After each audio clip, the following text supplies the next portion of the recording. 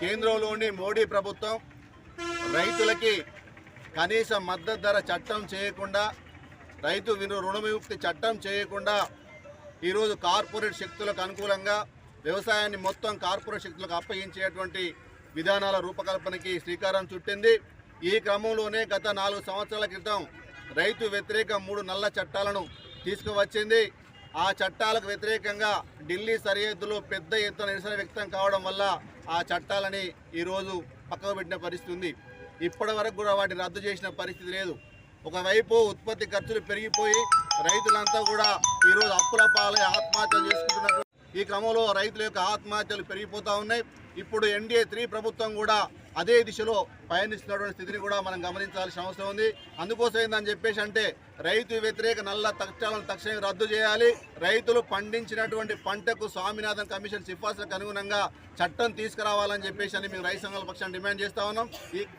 ఈరోజు బీజేపీ అధికారంలోకి వచ్చి 10 సంవత్సరాలు కావస్తూ ఉంది.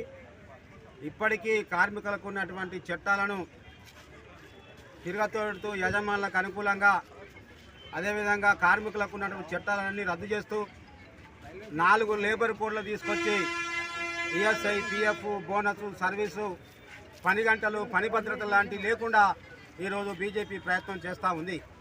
ఎంతో పోరాడి సాధించున్నటువంటి కార్మిక చట్టాలను యజమానులకు, పెట్టుబడిదారులకు, కార్పొరేట్ శక్తులకు అనుకూలంగా తిరగదోడుతూ ఈరోజు కార్మికుల యొక్క పొట్టలు కొట్టే విధంగా ఈరోజు బీజేపీ ప్రయత్నం చేస్తుంది. అందుకోసం ఈ 10 సంవత్సరాల కాలంలో భారతదేశంలో ఉన్నటువంటి కార్మిక వర్గం అంతా ఈరోజు ఇబ్బందుల పాలు చేస్తూ, ఈరోజు పని దొరకక ఉప్పుడు ఉపవాసం ఉండే విధంగా, కనీసం కూలి దొరకక ఈరోజు ఇబ్బందులు పడుతూ ఉంటే బీజేపీ అధికారంలోకి వచ్చి ఇప్పటి వరకు కార్మిక చట్టాలను రక్షించినటువంటి పరిస్థితి లేదు. అందుకోసం అనేక సార్లు ధర్నాలు, పికెటింగ్లు, దేశవ్యాప్త సమ్మెలు చేసినా కూడా ఈ బీజేపీ ప్రభుత్వానికి ఏమాత్రం అధ్యక్షుడిని ఈరోజు రైతాంగాల విషయం కానీ, కార్మికుల విషయం కానీ పూర్తిగా ఈ కేంద్రంలో ఉన్నటువంటి ప్రభుత్వం అన్యాయం చేస్తూ ఉన్నది. మరి కార్మికుల విషయానికి వచ్చినప్పుడు 26,000 వేతనం ప్రతి కార్మికుని ఇవ్వాలని చెప్పని ఇలా సుప్రీంకోర్టు జీవో ఉంది, తీర్పు ఉంది. కానీ ఇవాళ అమలు చేయట్లేదు. ఇవాళ పని గంటలు పెంచడానికి కోసం కేంద్రంలో మోడీ ప్రభుత్వం ప్రయత్నం చేస్తూ ఉన్నది. కార్మికుల్ని, రైతాంగాన్ని పూర్తిగా దుర్బలపరిస్థితి చేసి కార్పొరేట్ శక్తులకు ఈ యొక్క కార్మిక వర్గాన్ని అప్పచెప్పడానికి కోసం ఇలా కేంద్రం ప్రయత్నం చేస్తూ ఉన్నది. అందుకోసమే ఈ యొక్క నిరసన ద్వారా మరి జిల్లాలు మొత్తం దేశవ్యాప్తంగా 500 జిల్లాల్లో ఇవాళ కార్యక్రమం జరుగుతూ ఉన్నది. ఈ కార్యక్రమాన్ని ప్రజలందరూ కూడా మరి చేస్తూ ఉన్నారు.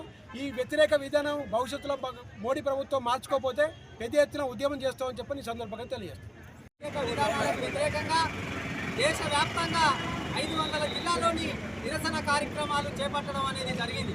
మరి దీన్ని ఉద్దేశించైనా, దీన్ని పరిశీలించైనా కూడా కేంద్ర ప్రభుత్వం ఇప్పటికైనా రైతు వ్యతిరేక ఏదైతే 3 నల్ల చట్టాలు ఉన్నాయో అవి కోల్డ్ స్టోరేజ్లో పెట్టినాయి ఈ యొక్క కేంద్ర ప్రభుత్వం. వాటిని వెంటనే బయటికి తీసి పూర్తిగా వాటిని రద్దు చేయాలనే విధంగా, అదేవిధంగా ఈ కార్మికులకు కూడా ఏదైతే వేతనాలు ఉన్నాయో అవి 26,000కు పెంచాలనే విధంగా ఈ సందర్భంగా డిమాండ్ చేస్తూ దేశవ్యాప్తంగా ఈ కార్యక్రమాన్ని నిర్మించడం అనేది జరుగుతోంది.